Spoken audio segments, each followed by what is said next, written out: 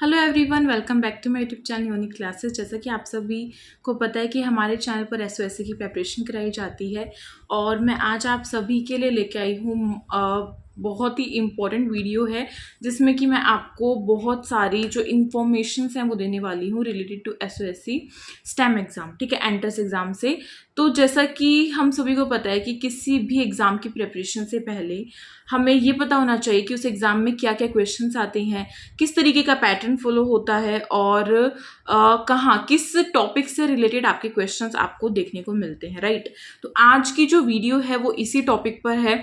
मैं आपको आज बहुत कुछ बताने वाली हूँ और मेरे ख्याल से वीडियो थोड़ी सी लॉन्ग हो सकती है, तो उसको थोड़ा सा इग्नोर करो और पूरी वीडियो को देखो, स्टार्टिंग से लेकर एंड तक ज़रूर देखना। उसके बाद आपको एक एक पॉइंट क्लियर होने वाला है। तो आज की वीडियो का इंट्रोडक्शन दे देती हूँ मैं सबसे पहले। तो इस वीडियो में मैं आपको बहुत सारे जो बच्चों ने मुझे कमेंट्स किया हुआ था कि पिछले साल यानी कि 2022 से 23 का जो सेशन था एसओएससी का स्टेम में क्लास 9th के लिए, उन्होंने कैसा मतलब उनके पास कैसे क्वेश्चंस आए थे और किस टॉपिक से रिलेटेड आए थे, सब कुछ उन्होंने कमेंट बॉक्स में भी मुझे रिव्यू दिया था।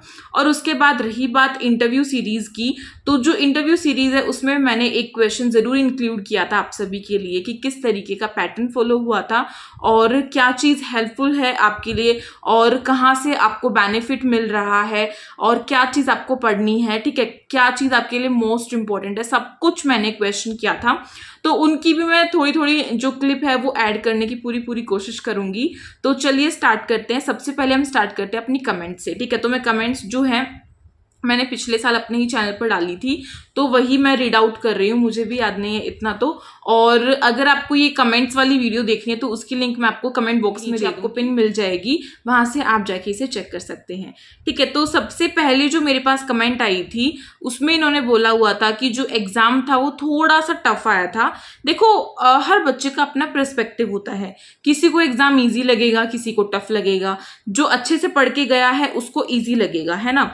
और जो थोड़ा सा उसने कुछ और चीज पढ़ी है जो कि एग्जाम में नहीं आई, तो उसको वो थोड़ी सी टफ लगने वाली है। ठीक है, तो अब बात करते हैं कि क्वेश्चंस कैसे आए थे। तो इन्होंने बताया कि जो मेंटल एप्टीट्यूड था वो इजी था। ठीक है, मेंटल एप्टीट्यूड जो मतलब आपका जो रीजनिंग, लॉजिकल रीजनिंग के जो क्वेश्चंस आते हैं वो इजी आते हैं ऑलमोस्ट। और ऐसा नहीं है कि इजी है तो आप प्रैक्टिस नहीं करेंगे, प्रैक्टिस आपको करनी है बिल्कुल। और रही बात आपका मैथमेटिक्स के सेक्शन की, तो मैथमेटिक्स के सेक्शन को सब बहुत सारे बच्चे इसको डिफिकल्ट बताते हैं। ठीक है, मैथमेटिक्स का सेक्शन ऐसा होता है जो कि अगर आप रेगुलर बेसिस पर अपनी प्रिपरेशन कर रहे हैं, प्रैक्टिस कर रहे हैं, तो ही आप मैथमेटिक्स के सेशन को, जो सेक्शन आपका आता है, उसको अच्छे से कर सकते हो। ठीक है, तो मैथमेटिक्स का जो आपका सेक्शन रहने वाला है वो थोड़ा सा टफ रहने वाला है। तो आपको स्टार्टिंग से आइडिया होना चाहिए कि आपको मैथ्स पर ज्यादा फोकस करना है। और हाँ, मेंटल एबिलिटी इजी है, इसका मतलब ये नहीं है कि आप उसे पढ़ेंगे ही नहीं, आपको उसकी भी प्रैक्टिस करनी है। और लॉजिकल रीजनिंग में किस तरीके के क्वेश्चंस आते हैं वो सब कुछ मैं आपको पहले ही बता चुकी हूँ। ठीक है, तो अगर आपने वो नहीं देखी है वीडियो तो उसे आप चेकआउट कर सकते हैं।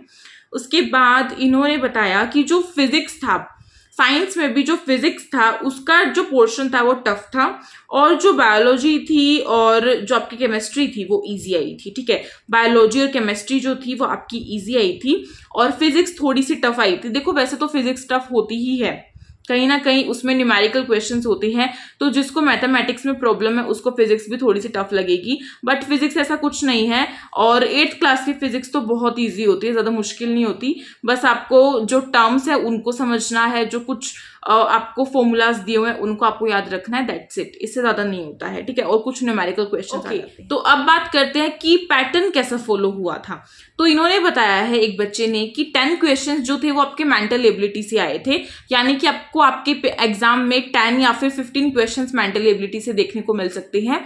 और जैसा मैं ये नहीं कहूंगी कि बिल्कुल डिट्टो मतलब सेम टू सेम पैटर्न यही फॉलो होगा, लेकिन ऐसा माना गया है, ऐसा देखा जाता है, जितने भी पिछले सालों से एग्जाम्स जो है हो रहे हैं मैंने ऐसा देखा है कि जो आपका पैटर्न पिछले साल रहता है सेम टू सेम थोड़ा बहुत मतलब उसी से मिलता जुलता इस साल भी आपका रहने वाला है। ठीक है, तो इससे हम एक आइडिया ले सकते हैं। ठीक है, तो मेंटल एबिलिटी यानी कि रीजनिंग से आपके 10 क्वेश्चंस आपको देखने को मिलेंगे, और आपके मैथमेटिक्स से क्वेश्चंस आए थे 11 to 45। ठीक है, 11 to 45 आए थे आपके मैथमेटिक्स से क्वेश्चंस।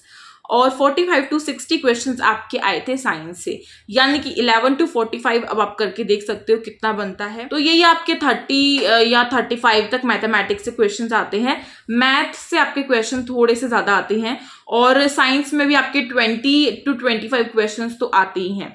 और साइंस, अगर आप साइंस को अच्छे से पढ़ के जा रहे हैं, अगर आपकी मैथ्स थोड़ी सी वीक है, तो अगर आप अपना जो फोकस है वो साइंस पर कर रहे हैं तो आप साइंस में नंबर स्कोर कर सकते हैं। ठीक है, तो साइंस को भी आपको अच्छे से पढ़ना है। ऐसा नहीं है कि साइंस इजी आती है तो आप उसको इग्नोर करेंगे, नहीं। अगर आप इस बार की साइंस को अच्छे से करते हैं ना, दैट मीन्स आप अपने आने वाली जो साइंस लेंगे इन फ्यूचर, वो भी आपकी बहुत अच्छे से होने वाली है। नेक्स्ट बात करते हैं, यहाँ पे एक बच्चे ने कमेंट किया है और इन्होंने बताया कि जो मैथ्स थी वो डिफिकल्ट थी थोड़ी सी, और साइंस जो थी वो इजी थी, और जो आपकी मेंटल एबिलिटी थी वो बहुत इजी थी। ठीक है, अब किस तरीके से आपको आपका एग्जाम देखने को मिलेगा, आपको यहाँ पे 3 सेक्शंस देखने को मिलने वाले हैं। कौन कौन से मिलेंगे? Mental ability, maths and science. Okay, 3 sections देखने को मिलेंगे। और पेपर के जो कोड होते हैं, यानी कि आपके 4 कोड्स होते हैं ABCD, और सब बच्चे के पास अलग अलग कोड्स जो हैं वो जाते हैं, और उनमें क्वेश्चंस भी अलग अलग होते हैं, जिसको हम सेट भी बोल सकते हैं कि सेट A है, सेट B है, इस तरीके से। ठीक है, उसके बाद इन्होंने बताया कि टोटल जो मार्क्स के पेपर था वो 350 मार्क्स का पेपर था आपका स्टेम का। उसके बाद इन्होंने बताया कि इनको कोड B मिला था, यानी कि सेट B मिला था, और इसमें नेगेटिव मार्किंग होती है। ये चीज़ आपको याद रखनी है, इसमें नेगेटिव मार्किंग जो है वो बहुत होती है। और ऐसा नहीं है कि नेगेटिव मार्किंग का सबका अपना अलग अलग रूल होता है। अब नेगेटिव मार्किंग का मतलब क्या होता है कि मैं आपको एक एग्जांपल दे रही हूँ ओनली।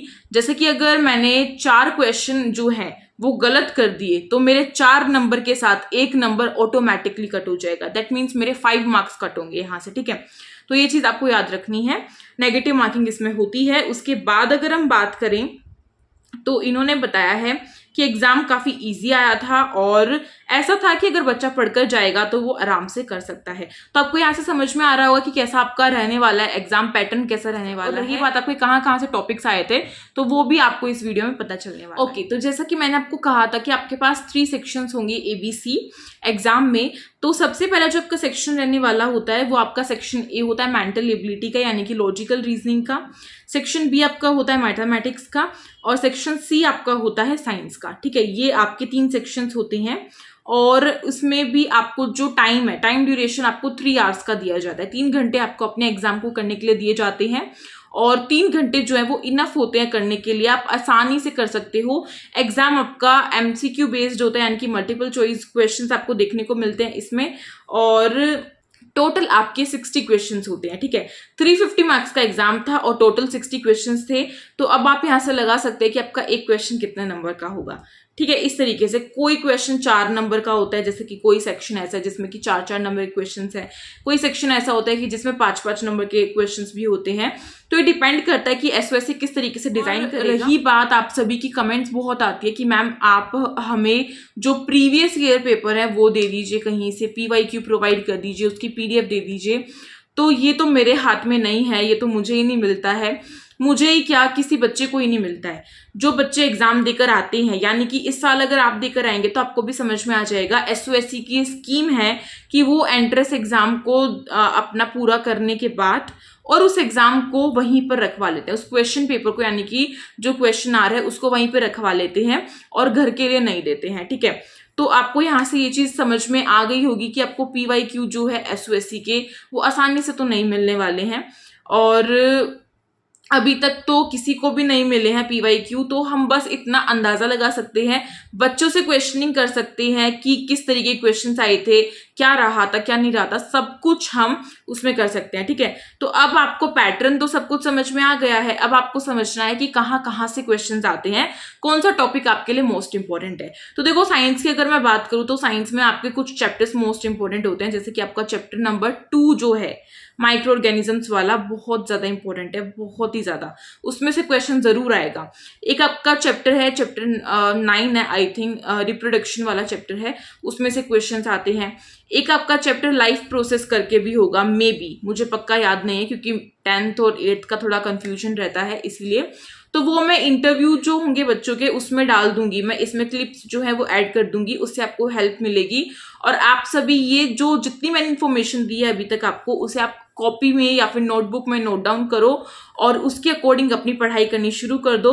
और आप सभी मुझसे कमेंट में पूछते हैं कि मैम आप पढ़ाई कब से स्टार्ट कराएंगे, आप कब कराने वाली हैं। तो देखो टेंशन मत लो, पढ़ाई तो हमारे चैनल पर होगी अच्छे से। साइंस की प्रिपरेशन मैं बहुत ज़्यादा अच्छे से कराती हूँ और ऐसी प्रिपरेशन कराती हूँ कि आपको फिर एनसीईआरटी जो है वो इनफ होती है। एनसीईआरटी करने के बाद आपको एक्स्ट्रा कुछ नहीं करना होता है, बस आप एमसीक्यूज की प्रिपरेशन करते हैं, आप अपना एनसीईआरटी को अच्छे से पढ़ते हैं और आप अपनी एक्सप्लेनेशन को अच्छे से समझ लेते हैं, तो आपका चैप्टर पूरा क्लियर हो जाता है। और चैप्टर में ऐसे क्लियर कराती हूँ कि मैं एक्सप्लेनेशन भी कराती हूँ, आपको एग्जाम्पल्स भी देती हूँ और एमसीक्यूज भी कराती हूँ। तो वो चीज़ जो है मेरे ख्याल से बेस्ट होती है और आप सभी भी अगर उसी वे में पढ़ेंगे तो आपके लिए ईजी रहेगा चैप्टर्स को समझना, याद करना। तो अभी मैं आपके लिए कुछ क्लिप्स ऐड कर रही हूँ इस वीडियो में, आप सभी उसको देख सकते हैं। और साइंस जो थी उसमें से जैसे हमारे चैनल पे काफ़ी सारी तैयारी कराई जाती थी, साइंस को लेकर काफ़ी वीडियोस आती थी, तो वो कितनी हेल्पफुल रही आपके लिए? मैम मैंने सारे एमसीक्यूज देखे थे, तो उनमें से 2 एमसीक्यूज एग्जाम में आ गए थे, तो अच्छा रहा। डिट्टो आए थे, बिल्कुल सेम टू सेम। जो सेक्शन बी आपको हार्ड लगा है, तो वो सेक्शन बी में क्या पार्ट था? मैथमेटिक्स था, साइंस था या फिर रीजनिंग था?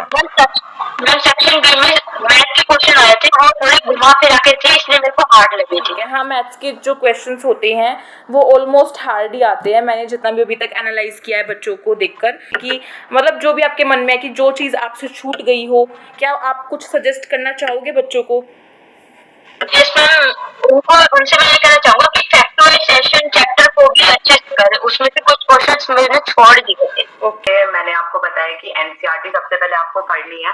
जब जैसे अगर हम बात करें मैथ्स की, तो मैथ्स में आपने लेक्चर देख लिया, उसके बाद आपने उसके एक्सरसाइजेस कर लिए, यानी उसके क्वेश्चन सॉल्व कर लिए। उसके बाद जो मैंने रिवीजन के लिए मेनली जो मेरे को टॉपिक्स आते थे, मैंने पहले उनको रिवाइज किया। मैंने नए टॉपिक्स पे मैं सीधा नहीं गया था, मैं पहले जो टॉपिक्स आते थे उन्हें रिवाइज कर रहा था। उसके बाद जब मेरे पे टाइम बचा तो मैंने नए टॉपिक्स को भी एंटर किया, क्योंकि अगर आप सीधा नए टॉपिक्स पे जाओगे तो आपको वो समझ भी नहीं आएंगे अगर आपको पुराने टॉपिक्स नहीं आते हैं। आई होप आपके लिए वीडियो काफ़ी ज़्यादा हेल्पफुल रही होगी। अगर रही हो तो इस वीडियो को लाइक करें, जल्दी से अपने दोस्तों में शेयर करें और मेरे पास कमेंट करके बताएं कि आपको वीडियो कैसी लगी। और हाँ, यूनिक क्लासेस का नारा है एसओएससी हमारा है, इस कमेंट को भी आप कमेंट बॉक्स में हाईलाइट कर सकते हैं। और इसमें तो मैं आपके लिए कमेंट जो है पिन भी कर दूंगी, जिस बच्चे की कमेंट जो है सबसे ज़्यादा अच्छी होती है और मुझे अच्छी लगती है। वैसे तो सारी कमेंट्स ही अच्छी होती हैं, लेकिन कुछ कमेंट्स ऐसी होती है जो हेल्पफुल होती है, उसको मैं ज़रूर पिन करती हूँ। तो अगर आप चाहें कोई इन्फॉर्मेशन देना तो आप कमेंट बॉक्स में दे सकते हैं। और मिलेंगे एक नई वीडियो में, तब तक के लिए thank you so much for watching this video. Stay tuned.